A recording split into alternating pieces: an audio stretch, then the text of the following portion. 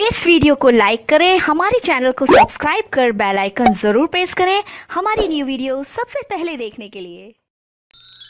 Friends, स्वागत है आपका हमारे इस यूट्यूब चैनल लीगलाइजेशन सर में। सो फ्रेंड, जैसा कि हम इंडियन एविडेंस एक्ट में चैप्टर 10 पढ़ रहे थे, ठीक है, जहाँ पर हमने सेक्शन 143 तक के प्रोविजंस कवर कर लिए हैं। यदि आप नहीं देखा है तो मेरे चैनल पर जाके देख सकते हैं। तो आज के सेशन में हम बात करेंगे सेक्शन 144 से, ठीक है। तो इसमें क्या बताया गया है कि लेखबद्ध विषयों के बारे में साक्ष्य, यह धारा 91 और 92 को लागू करने के लिए उपबंधित किया गया है। अर्थात जो सेक्शन 91 और 92 हमने पढ़ा था, जहाँ पे ओरल एविडेंस का अवर्जन किया जा रहा था, ठीक, मौखिक साक्ष्य का अवर्जन किया जा रहा था, उसको लागू करने संबंधित यहाँ पे उपबंध किया गया है, ठीक है। तो यहाँ पर क्या है कि किसी साक्षी से जब वह परीक्षाधीन है, अर्थात जब किसी विटनेस की परीक्षा की जा रही है, ठीक है ना, तो वहाँ पर उससे ये पूछा जा सकता है कि क्या कोई संविदा, अनुदान या संपत्ति के अन्य बयान, किसके बारे में, किसी कॉन्ट्रैक्ट के बारे में, किसी ग्रांट के बारे में, या फिर डिस्पोज ऑफ प्रॉपर्टी के बारे में वह साक्ष्य यदि दे रहा है, ठीक है ना, किसके किसके, सिर्फ इन तीन चीज़ के बारे में यदि कोई साक्ष्य दे रहा है तो वह किसी दस्तावेज में अंतर्विष्ट नहीं था। यदि वह कहता है कि वह था, ठीक है ना, तो वहाँ पर यदि वह किसी दस्तावेज के अंतर्वस्तु के बारे में कोई कथन करने ही वाला है जिसे न्यायालय की राय में पेश किया जाना चाहिए, तो प्रतिपक्षी आक्षेप कर सकता है, अर्थात जो अपोजिट पार्टी वाला है वह आक्षेप कर सकता है कि ऐसा साक्ष्य तब तक नहीं दिया जाए जब तक कि ऐसी दस्तावेज पेश नहीं कर दी जाती, या फिर जब तक कि वे तथ्य साबित नहीं कर दिए जाते जो उसे पक्षकार को, जिसने साक्षी को बुलाया है, उसका द्वितीयक साक्ष्य देने के हक दे देते हैं, ठीक है। तो यहाँ पर यदि कोई साक्षी जो परीक्षा की जा रही है, यदि उससे यह पूछा जा सकता है कि क्या वह बात किसी दस्तावेज में अंतर्विष्ट थी या नहीं, ठीक है, तो वहाँ पर जो अपोजिट पार्टी का होगा उसको क्या कर सकता है, वहाँ पर आक्षेप कर सकता है कि वह साक्ष्य तब तक नहीं दिया जा सकता जब तक कि ऐसी दस्तावेज पेश नहीं कर दी जाती, ठीक है। या फिर जो द्वितीयक साक्ष्य देने के लिए इंटाइटल, अर्थात जो सेक्शन 65 पढ़ा था उसके तहत इंटाइटल नहीं हो जाते हैं, हकदार नहीं हो जाते हैं, तब तक वह साक्ष्य नहीं दिया जा सकता। यहाँ पर क्या है कि स्पष्टीकरण बताया गया है कि कोई साक्षी उन कथनों का जो दस्तावेजों के अंतर्वस्तु के बारे में अन्य व्यक्तियों द्वारा किए गए थे मौखिक साक्ष्य दे सकता है। यहाँ पर ओरल एविडेंस दिया जा सकता है यदि ऐसे कथन स्वयं सुसंगत हैं, ठीक है ना, यदि रिलेवेंट है ऐसे कथन, तो वहाँ पर क्या किया जा सकता है, इसका मौखिक साक्ष्य दिया जा सकता है। यहाँ पर एक दृष्टांत है, दृष्टांत समझेंगे आसानी समझ में आ जाएगा आपको कि प्रश्न यह है, ठीक है ना, क्वेश्चन क्या है कि का ने खा पर हमला किया, अर्थात कि क्या का ने खा पर हमला किया। तो जो गा नाम का व्यक्ति है जो साक्ष्य दे रहा है, अभी साक्ष्य दे रहा है, जो विटनेस है, वो क्या कहता है कि का को घा से यह कहते हुए सुना है। जो का था वो किसको कह रहा है, घा से कह रहा है कि खा ने मुझे एक पत्र लिखा था जिसमें मुझ पर चोरी का आरोप लगाया था। ये कौन कह रहा है, ये का कह रहा है, किससे, घा से कह रहा है कि खा जो नाम का व्यक्ति था उसने मुझे एक पत्र लिखा था जिसमें मुझ पर चोरी का आरोप लगाया था और उससे बदला लूंगा ऐसा कहा था उसने।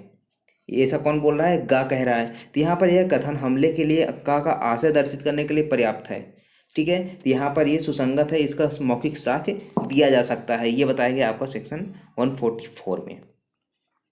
उसके बाद है सेक्शन 145। सेक्शन 145 क्या करता है, पूर्वतन लेखबद्ध कथनों के बारे में प्रतिपरीक्षा। किसी साक्षी के उन पूर्वतन कथनों के बारे में जो उसने लिखित रूप में किए हैं या फिर उसके कथनों को लेखबद्ध किए गए हैं जो उस प्रश्नगत बातों से सुसंगत हैं, तो ऐसा लेख साक्षी को दिखाए बिना और साबित किए बिना परीक्षा की जा सकेगी। यदि साक्षी द्वारा पूर्व में किए गए कथन वर्तमान कथन से नहीं मिलते तो उसका खंडन किया जा सकता है। यदि मान लीजिए कोई किसी विटनेस ने पहले ही कोई ऐसा कथन किया था जो लिखित रूप में किया गया है, ठीक है, तो उस लिखित कथन को साबित किए बिना और उस साक्षी को दिखाए बिना ही क्या किया जा सकता है, उसके बारे में उससे पूछा जा सकता है, क्वेश्चन किया जा सकता है उस विटनेस से, ठीक है। यहाँ पर क्या है कि साक्षी के पूर्व में किए गए कथन वर्तमान कथन से यदि नहीं मिलते हैं तब उसका खंडन भी किया जा सकता है। यदि मान लीजिए लिखित में उसने कुछ और बोला था और अब आके वहाँ पर कुछ और बोल रहा है, तो वहाँ पर ही उसका क्या किया जा सकता है, खंडन किया जा सकता है। उसके बाद है सेक्शन 146। यहाँ पे क्या बताया गया है कि प्रति परीक्षा में विधिपूर्ण प्रश्न होने चाहिए। यदि प्रति परीक्षा में जो प्रश्न पूछे जा रहे हैं वो कैसे होने चाहिए, सिर्फ विधिपूर्ण होने चाहिए, लीगल रूप में होने चाहिए, ऐसा नहीं कोई अशिष्ट या कलंकात्मक प्रश्न हो, ठीक है। तो यहाँ पे जब किसी साक्षी की प्रति परीक्षा की जाती है तब उससे तस्मीन पूर्व निर्दिष्ट प्रश्नों, अर्थात जो हमने सेक्शन 138 में पढ़ा था, ठीक है ना, तो उसके अतिरिक्त ऐसे कोई भी प्रश्न पूछे जा सकते हैं जिनका उद्देश्य साक्षी की सत्यवादिता परखने की हो, ठीक है, यह पता लगा चलाने की हो कि वह कौन है और जीवन में उसकी क्या स्थिति है। अर्थात जो प्रति परीक्षा की जाती है उसका उद्देश्य क्या होना चाहिए कि जो साक्षी है, जो विटनेस है, ठीक है ना, जो साक्ष्य दे रहा है वो सत्य बोल रहा है कि नहीं, या फिर उसके जीवन के बारे में क्या, उसकी क्या स्थिति है, क्या, अब मान लीजिए कोई काम करता है तो क्या काम करता है, ये इसके बारे में पता किया जा सकता है। उसके सील को दोष लगा कर उसकी विश्वसनीयता को धक्का पहुंचाने की है, चाहे ऐसे प्रश्नों को उत्तर उसे प्रत्यक्ष या परोक्षतः, ठीक है, चाहे डायरेक्टली चाहे इनडायरेक्टली उसे अपराध में फंसाने की प्रवृत्ति रखता हो या शास्त्रीय संपहरण के लिए उच्छन्न करता हो। अर्थात यदि कोई ऐसा प्रश्न भी पूछा जा सकता है, ठीक है ना, उसकी विश्वसनीयता को धक्का पहुंचाने के साथ, ठीक है ना, कि यदि कोई ऐसा प्रश्न है जो उसके अपराध में फंसाने की प्रवृत्ति रखता है या फिर उसकी कोई संपत्ति है उसको फॉरफिट करने की रखता है, ठीक है ना, तो वहाँ पर डायरेक्टली या इनडायरेक्टली उसको क्या किया जा सकता है, उससे पूछा जा सकता है प्रश्न। परंतु यहाँ पे एक प्रोवाइजो है जो बाद में जोड़ा गया था संशोधन करके, जो 3/2/2013 से लागू किया गया है। तो यहाँ पर बताया गया कि जो IPC सेक्शन की 376 A B B C D, ये सारी चीज़ें जो रेप से रिलेटेड हैं, ठीक है, तो उसके अधीन किसी अपराध के लिए या फिर किसी अपराध के प्रयत्न के लिए किसी अभियोजन में जहाँ सम्मति का प्रश्न विवाद है, ठीक है ना, तो यहाँ पर यदि मान लीजिए रेप से जो रिलेटेड मामले आते हैं, वहाँ पर क्या है कि ऐसा प्रश्न है कि जो ए ने है, मान लीजिए ए ने है बी की क्या किया है, रेप किया है, तो यहाँ पर यदि यह प्रश्न है कि बी ने क्या कोई सम्मति दी है, तो वहाँ पर जो पीड़िता की प्रति परीक्षा में उससे साधारण अनैतिक आचरण या किसी व्यक्ति के साथ पूर्व लैंगिक अनुभव जो पूर्व में सेक्सुअल एक्सपीरियंस के बारे में उससे नहीं पूछा जाएगा, ठीक है ना, उसकी सम्मति या सम्मति की प्रकृति के लिए साक्ष्य देना या प्रश्नों को पूछने की अनुमति नहीं होगी। यहाँ पर जो भी सम्मति से संबंधित प्रश्न उठेंगे जो रेप से रिलेटेड मामले हैं, तो वहाँ पर ऐसे प्रश्न पूछने की अनुमति नहीं होगी। उसके बाद है सेक्शन 147। सेक्शन 147 क्या बताएगा कि साक्षी को उत्तर देने के लिए कब विवश किया जा सकता है, अर्थात जो विटनेस है उसको कब उत्तर देने के लिए विवश किया जा सकता है, यदि ऐसा प्रश्न, ठीक है ना, यदि ऐसा कोई प्रश्न उस बाध्य कार्यवाही में सुसंगत किसी बात से संबंधित है, ठीक है ना, यदि कोई ऐसा कथन है, कोई ऐसा प्रश्न है जो उस कार्यवाही से रिलेटेड है, ठीक है ना, उससे संबंधित है, तो साक्षी को उत्तर देने के लिए विवश किया जा सकता है। और जब ऐसे प्रश्न पूछे जाएंगे तब उस पर धारा 132 के उपबंध लागू होंगे, जो हमने पढ़ा था, ठीक है ना, पिछले लेक्चर में सेक्शन 132, तो वहाँ पर वह उपबंध लागू हो जाएंगे यदि विवश किया जा रहा है किसी साक्षी को उत्तर देने के लिए, ठीक है ना। और विवश कब किया जाएगा, जब कोई ऐसा जो प्रश्न है वो कार्यवाही से रिलेटेड है, तभी उस विवश किया जा सकता है। वहाँ पर सेक्शन 132 के उपबंध प्रोविजंस वहाँ पर लागू हो जाएंगे। उसके बाद है सेक्शन 148। सेक्शन 148 क्या बात करता है, न्यायालय विनिश्चित करेगा कि कब प्रश्न पूछा जाएगा और कब साक्षी को उत्तर देने के लिए विवश किया जाएगा, ठीक है। तो यहाँ पर यदि कोई ऐसा कोई प्रश्न ऐसी बात से संबंधित है जो उस बाध्य कार्यवाही में वहाँ तक के सिवाय जहाँ तक कि वह साक्षी के सील को दोष लगाकर उसकी विश्वसनीयता पर प्रभाव डालती है, सुसंगत नहीं है, तो न्यायालय विनिश्चित करेगा तो साक्षी को उत्तर देने के लिए विवश किया जाए या नहीं। यदि मान लीजिए कोई ऐसे कैरेक्टर से संबंधित जो सवाल है, ठीक है ना, जो प्रश्न उत्पन्न हुआ है, राइज हुआ है वहाँ पर किसी भी मामले में, तो यहाँ पर न्यायालय डिसाइड करेगा कि वह प्रश्न पूछने के लिए विवश किया जाए या नहीं, ठीक है ना, प्रश्न कब पूछा जाएगा कब नहीं, ये सारी चीज़ें कौन, न्यायालय डिसाइड करता है। यदि कब, जब दोष लगाकर उसकी विश्वसनीयता पर प्रभाव डालती है ऐसा प्रश्न, तभी ऐसा न्यायालय क्या करेगा, डिसाइड करता है। यहाँ पर साक्षी को विवश किया जाए या नहीं निर्धारित करने के लिए न्यायालय निम्न बातों को ध्यान में रखेगा, ठीक है ना। तो ऐसी कौन कौन सी बातें हैं जो साक्षी को विवश करने के लिए यहाँ पर न्यायालय ध्यान रखेगा। तो फर्स्ट पॉइंट यहाँ पर है कि ऐसा प्रश्न उचित है यदि वे ऐसी प्रकृति के हैं जो सुसंगत तो नहीं है, लेकिन साक्षी ऐसा परिसाक्ष्य देता है कि साक्षी की विश्वसनीयता के बारे में न्यायालय की राय पर गंभीर प्रभाव डालती है। अर्थात यदि मान लीजिए कोई ऐसा तथ्य है जो मामले से जो रिलेटेड नहीं है, ठीक है ना, उससे सुसंगत नहीं है, लेकिन न्यायालय का जो राय है, जो उसका ओपिनियन है, उस पर प्रभाव डालती है, ठीक है ना, और प्रभाव ऐसे कि जो गंभीर हो, ठीक है ना, उस प्रकार के प्रभाव डालती है, तो ऐसा प्रश्न पूछा जा सकता है, उस पर क्या किया जा सकता है, विवश किया जा सकता है। उसके बाद दूसरा है कि ऐसे प्रश्न अनुचित हैं यदि उनके द्वारा प्रवहन किया गया लांछन ऐसी बातों के संबंध में है तो समय में उतनी अतीत है, या जो इस प्रकार के लांछन की सत्यता है उस विषय में जिसका वह परिसाक्ष्य देता है, साक्षी की विश्वसनीयता के बारे में न्यायालय की राय पर प्रभाव नहीं डालेगी, बहुत थोड़ी मात्रा में प्रभाव डालेगी। तो यहाँ पर क्या है, यह अनुचित है। यहाँ पर ऐसा प्रश्न नहीं पूछा जाएगा जो न्यायालय के जो राय है उस पर थोड़ा सा प्रभाव डालता है। तो यह ठीक है ना, यहाँ पर ऐसी जो अनुचित है ऐसे प्रश्न यहाँ पर पूछा नहीं जाएगा, उसको विवश नहीं किया जाएगा। उसके बाद है थर्ड, ऐसे प्रश्न अनुचित हैं यदि साक्षी के सील के विरुद्ध किए गए लांछन महत्व और उसके साक्ष्य के महत्व के बीच भारी अनुपात है। यहाँ पर क्या बताया गया है कि मान लीजिए क्वेश्चन कुछ और पूछा गया उससे, ठीक है ना, है कैरेक्टर से रिलेटेड कुछ सवाल है, ठीक है ना, कोई क्वेश्चन है जो उससे पूछा जा रहा है, लेकिन जो उसका आंसर है, ठीक है ना, जो साक्ष्य दे रहा है वो कुछ और दे रहा है। तो यहाँ पर ऐसे उसके लिए विवश नहीं किया जाएगा, क्योंकि यहाँ पर जो आंसर दे रहा है और जिससे जो क्वेश्चन पूछा गया है उसके बीच में काफ़ी डिफरेंस है, ठीक है ना, भारी मात्रा में उसमें अनुपात है। तो यहाँ पर ऐसे प्रश्न क्या है, अनुचित हैं। उसके बाद है फोर्थ, न्यायालय यदि ठीक समझे तो साक्षी को उत्तर देने से इनकार करने पर वह अनुमान लगा सकेगा कि उत्तर यदि दिया जाता तो प्रतिकूल होता, अर्थात न्यायालय अवधारणा कर सकेगा कि यदि साक्षी उत्तर देता तो वह उसी के विरुद्ध होता, इसलिए उसने उत्तर नहीं दिया। ठीक है, यदि मान लीजिए न्यायालय कि ऐसा लगता है कि यदि जो विटनेस है वो आंसर दे देता तो वहाँ पर उसके प्रतिकूल होता, उसने आंसर नहीं दिया, हो सकता है कि उसके अगेंस्ट में हो, तो यहाँ पर ऐसी उदाहरण न्यायालय कर सकता है। उसके बाद है सेक्शन 149। सेक्शन 149 क्या बात करता है, युक्तियुक्त आधारों के बिना प्रश्न नहीं पूछा जाएगा, अर्थात कोई भी ऐसा प्रश्न जो धारा 148 में निर्दिष्ट है तब तक नहीं पूछा जाएगा जब तक कि उसके प्रश्न पूछने का युक्तियुक्त आधार ना हो। अर्थात जो सेक्शन 148 में जो प्रश्न पूछा जा रहा था वो कब तक नहीं पूछा गया, जब तक कि पूछने का युक्तियुक्त आधार ना हो, जो रीजनेबल ग्राउंड्स यदि नहीं है तो वहाँ पर ये प्रश्न नहीं पूछा जा सकता है। उसके बाद यहाँ पे दृष्टांत है कि किसी बैरिस्टर को किसी अटॉर्नी या वकील द्वारा अनुदेश दिया गया है कि कोई महत्वपूर्ण साक्षी क्या है, डकैत है, ठीक है ना, जो विटनेस है वो क्या है, डाकू है, उस साक्षी से यह पूछने के लिए कि क्या वह डकैत है, यह युक्तियुक्त आधार है।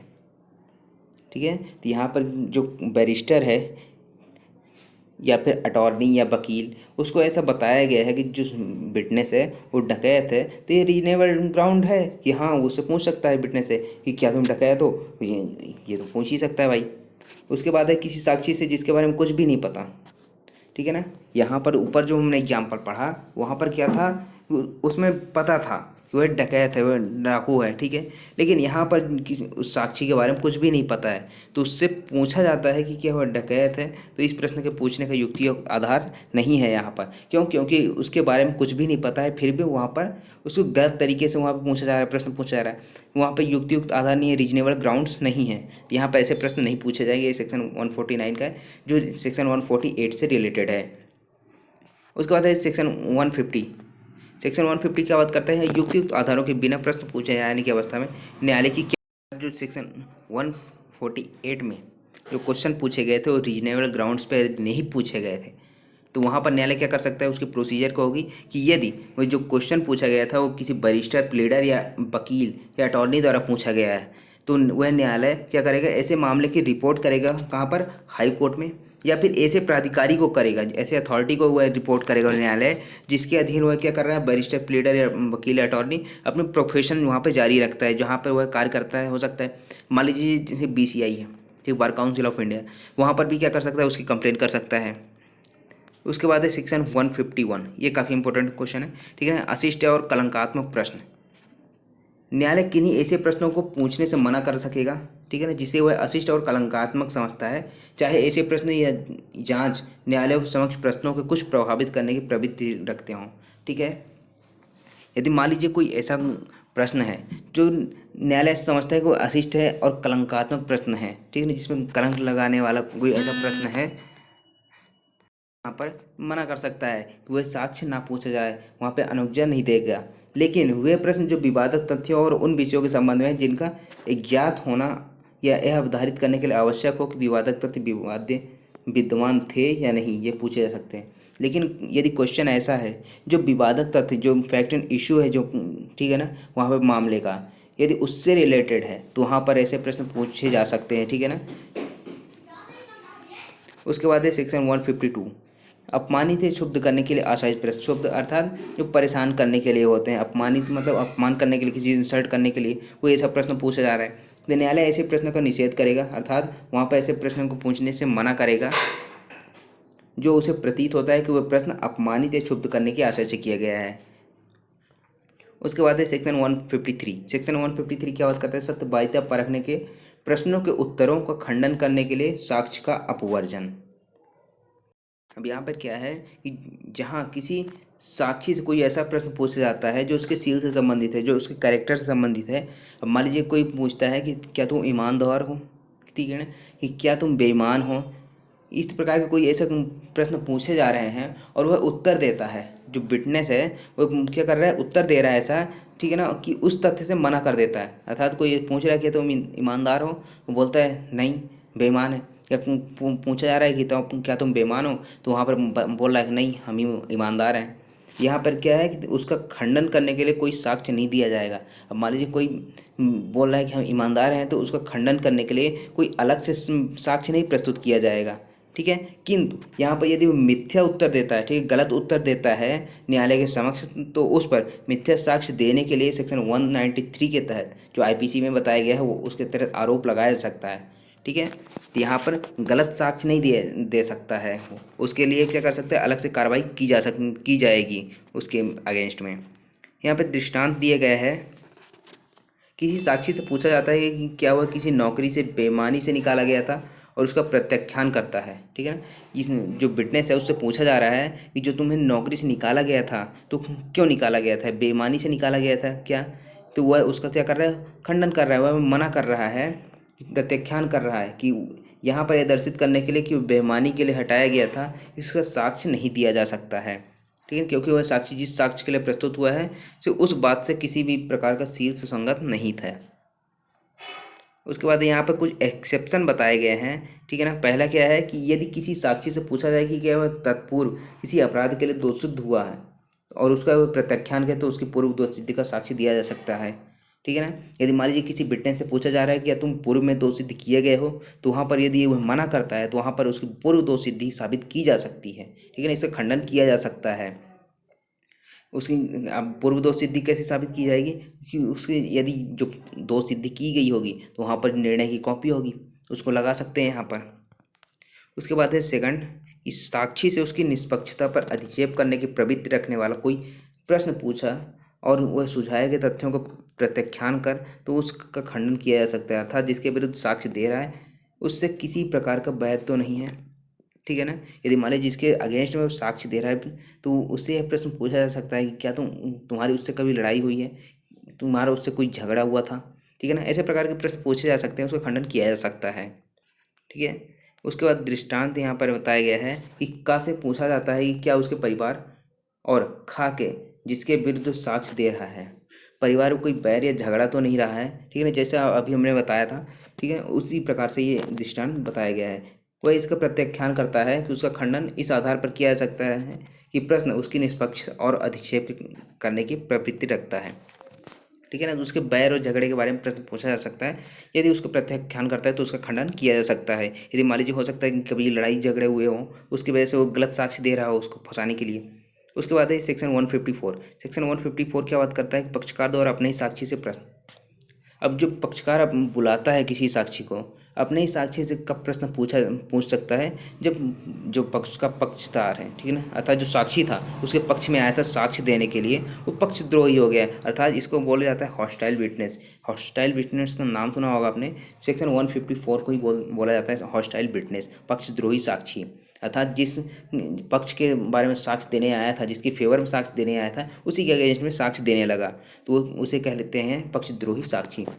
न्यायालय उस व्यक्ति को जो साक्षी को बुलाता है और उसी साक्षी से कोई ऐसे प्रश्न करने की अपने विवेकानुसार अनुज्ञा दे सकेगा जो प्रतिपक्षी द्वारा प्रतिपरीक्षा में किए जा सकते हैं। अब मान लीजिए कोई ऐसा प्रश्न था जो प्रतिपरीक्षा में पूछा जाना था, ठीक है ना, लेकिन वो क्या हुआ, पक्षद्रोही हो गया, जिसके फेवर देना था उसी के अगेंस्ट में क्वेश्चन कर रहा है, ठीक है ना, उसी के अगेंस्ट में क्या कर रहा है, साक्ष्य दे रहा है, तो वहाँ पर उससे जो जिसने बुलाया था उस साक्षी को, वो क्या कर सकता है, ऐसा प्रश्न पूछ सकता है। इस धारा की कोई बात उपधारा के 1 के अधीन इस प्रकार अनुज्ञात व्यक्ति को ऐसे साक्षी के साक्ष्य के किसी भाग का अवलंबन लेने के हक से वंचित नहीं करेगी। अर्थात जो साक्ष्य दे रहा है उसको साक्ष्य सुना जाएगा, ठीक है ना। अब चाहे बुलाने वाले ने किया हो या फिर किसी ने और ने साक्ष्य किया हो। उसके बाद है यहाँ पर एक केस था जो 2017 का केस था, Arjun versus state of Chhattisgarh. यहाँ पे अभियोजन साक्षी आंशिक रूप से पक्षद्रोही था, ठीक है। जो अभियोजन साक्षी था वो क्या था, आंशिक रूप से पक्षद्रोही था। केवल इस कारण उसकी संपूर्ण साक्ष्य को पूरी तरह अस्वीकृत नहीं किया जा सकता। ऐसी साक्ष्य उन सीमा तक स्वीकृत किया जा सकता है जो कि उसका कथन सावधानीपूर्वक समीक्षा पर विश्वसनीय पाया गया। अर्थात जो पक्षद्रोही तो है लेकिन पूरी तरह से नहीं है, कुछ इधर की बातें कर रहा है, कुछ उधर उनके फेवर में कर रहा है, ठीक है, दोनों के फेवर में कर रहा है। तो वहाँ पर जिस बात पर विश्वास किया जा सकता है उसको क्या किया जा सकता है, एडमिट किया जा सकता है यहाँ पर। उसके बाद है सेक्शन 155। सेक्शन 155 में क्या बात, साक्षी की विश्वसनीयता पर आक्षेप। किसी साक्षी की विश्वसनीयता पर प्रतिपक्षी द्वारा या न्यायालय की अनुमति से उस पक्षकार द्वारा जिसने उसे बुलाया है निम्न प्रकारों से अधिक्षेप किया जा सकता है, ठीक है ना। किस प्रकार से, उन व्यक्तियों के साक्ष्य द्वारा जो परिसाक्ष्य देते हैं, साक्षी के बारे में अपने ज्ञान के आधार पर विश्वसनीय का अपात्र समझते हैं, इसके बारे में अधिक्षेप किया जा सकता है। यह साबित किए जाने द्वारा कि साक्षी की रिश्वत दी गई है या उसने रिश्वत की प्रस्तावना प्रतिग्रहित कर ली है या उसे साक्ष्य देने के लिए कोई भ्रष्ट प्रेरणा दी गई है, ठीक है ना। यहाँ पे जो साक्षी है उसकी विश्वसनीयता को चेक करने के लिए क्या किया जा सकता है, वहाँ पर ऐसे प्रश्न पूछे जा सकते हैं कि क्या उसको रिश्वत तो नहीं दी गई थी, ठीक है ना। यदि रिश्वत देने की बात की गई हो या प्रेरणा दी गई हो उसको, तो इस बारे में ऐसे प्रश्न किया जा सकते हैं, उससे अधिक्षेप किया जा सकता है। उसके बाद है थर्ड, उसके साक्ष्य के किसी ऐसे भाग जिसका खंडन किया जा सकता है असंगत पिछले कथनों को साबित करने के द्वारा। अर्थात उसने पहले कुछ और कहा हो और अब कुछ और कह रहा है, तो उसके बारे में भी अधिक्षेप किया जा सकता है, उसका भी खंडन किया जा सकता है। यहाँ पर दृष्टांत बताया गया है कि खा को बेचे गए और परिधान किए गए माल के मूल्य के बिना खा पर कार वाद लाता है और गा कहता है कि उसने खा को माल का परिधान किया है। यहाँ पर यह दर्शित करने के लिए इस साक्ष्य प्रस्थापित किया जाता है कि किसी पूर्व अवसर पर उसने कहा था कि उसने उस माल का परिधान खा को नहीं किया था, यह साक्ष्य ग्राह्य है, ठीक है ना। पहले क्या बोला था कि वह जो परिधान किया गया था, ठीक है ना, उसने किया ही नहीं था, उसने माल बेचा था लेकिन परिधान किया नहीं था वहाँ पर। लेकिन अब क्या कह रहा है कि जो उसका परिधान किया गया था, तो वह जो पहले वाला जो उसका कथन था उसको साबित माना जाएगा, उसे ग्राह्य माना जाएगा। उसके बाद यहाँ पर सेक्शन 157, यहाँ पे क्या बताया गया है कि उसी तथ्य के बारे में पश्चातवर्ती अभिसाक्ष्य की संपुष्टि करने के लिए साक्ष्य के पूर्वतन कथन को साबित किया जा सकता है। यदि साक्षी जो है वो पहले भी कोई कथन कर चुका है, ठीक है, तो उसकी संपुष्टि के लिए अर्थात उसकी पुष्टि करने के लिए क्या किया जा सकता है, उसके पूर्व जो कथन किया है उसको साबित किया जा सकता है। अर्थात जो पहले उसने कहा होगा किसी भी कार्यवाही में, उसको क्या किया जा सकता है, बाद में भी साबित किया जा सकता है उसके पूर्वतन कथन को।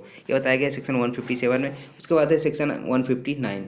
सेक्शन 159 क्या बात करता है, स्मृति ताजी करना, अर्थात मेमोरी रिफ्रेशमेंट की बात करता है यहाँ पर कि जब कोई साक्षी जब वह परीक्षा के अधीन है, अर्थात किसी विटनेस की परीक्षा की जा रही है, किसी लेख को देखकर अपनी स्मृति ताज़ा कर सकता है, ठीक है ना। पहले भी जो उसने कुछ लेख लिखे होंगे उसके बारे में क्या कर सकता है, वह स्मृति ताज़ा कर सकता है, उसको देख सकता है।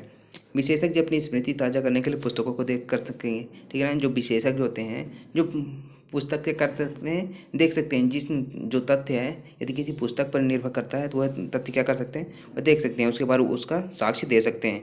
यहाँ पे मेमोरी रिफ्रेशमेंट कर सकते हैं, तो स्मृति ताज़ा करने से संबंधित है। तो आई होप आपको ये समझ में आया होगा, ठीक है। तो आगे के सेक्शन हम नेक्स्ट लेक्चर में कवर करेंगे। यदि आपको ये अच्छा लगा तो लाइक करें, शेयर करें और सब्सक्राइब करके बेल आइकन प्रेस कर लें ताकि आने वाले वीडियो की नोटिफिकेशन आपको मिलती रहे। Thank you so much for watching legalisation sir.